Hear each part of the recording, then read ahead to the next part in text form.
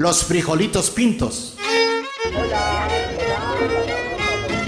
Hola, yo soy Pipocho. Not unlike Indonesia, Mexicans put a high value on hierarchy and structure in business and family matters. Especially outside of cities, families are typically large, and Mexicans are very conscious of their responsibilities to immediate family members and extended families, such as cousins and even close friends. Get-togethers form an important part of their social life. These are enjoying good food, good drinks, good music, and dancing. Indeed, my impression is that Mexicans really know how to celebrate life and have a good time.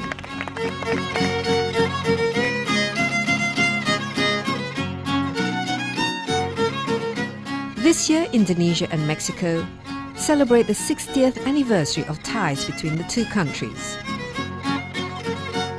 I asked Mexico's Minister of Foreign Affairs, José Miade Curibrena, on the significance of the bilateral relations up to now, and also for the future. Very good, Mr. Minister. Thanks for having me here in your beautiful country, a very special occasion, which is your Independence Day as well. Yes, but I 203 years. Yes, 203 years and going strong. And going strong. And also it coincides this year with the 60th diplomatic relations between Mexico and Indonesia. So that's quite something special. It's important, and we are going to have the opportunity to celebrate those 60 years with a presidential visit. It's been a long time since the last time that a Mexican president visited Indonesia, which is a pity because there's a lot of things that we have in common, and there I think is a very bright future for the relationship, which we want to really work on, starting with the presidential visit, so it will be a good opportunity. We are historically close. Mexico knows Indonesia from the paintings of Miguel Covarrubias. Many people in the world actually know Indonesia from those paintings. So we have a good basis for our relationship to grow and to reflect the importance of both our countries. There's actually an elementary school called Mexico Elementary School in Indonesia. It's true. Which is quite unique. And if distance was not important then, it is even less important now. So there'll be, people-to-people exchanges, economic, maybe trade exchanges, as well as, government-to-government visits. But Indonesia, we have APEC this year, yes, hosted by Indonesia. What do you see as the sort of the leadership that Indonesia could bring to the Asia-Pacific economic? Indonesia plays a very relevant role within the community of Southeast nations. I think the fact that it is hosting Indonesia showcases the role that it has to play at a global level, not just at a regional level.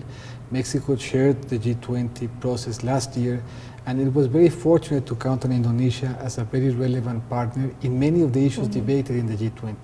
Indonesia, for example, played a hugely important role in terms of debating and allowing for a better environment for financial inclusion. It played a relevant role in understanding and discussing disaster risk management. So there are many issues that Indonesia has played a globally significant role, a leadership role within the international community. It does so every day in the Southeast community of nations. Mexico wants to get closer to Asia, and the country that is most similar to us in terms of size and of regional importance is Indonesia, so it makes a lot of sense for us to start getting closer to that community of nations by starting to work more closely with Indonesia. Let's close on Indonesia and Mexico relations.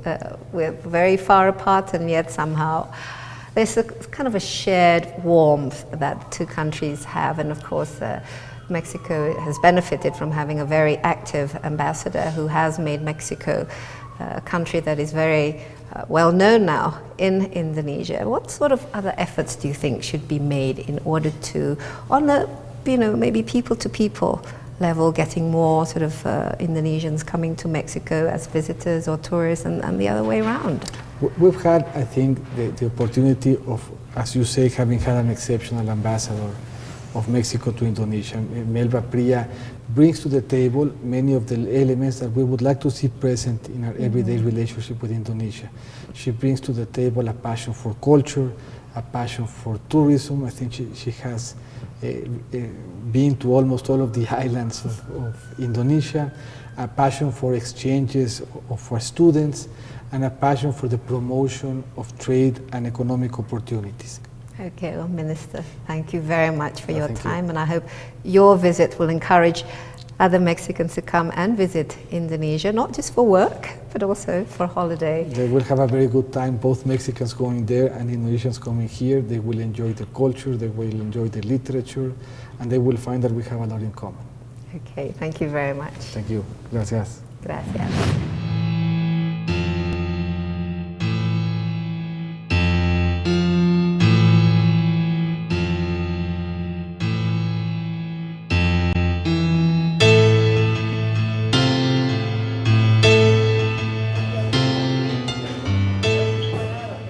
Magic, mysticism, and unique spiritual practices are also customs in Mexico that Indonesians might find quite familiar.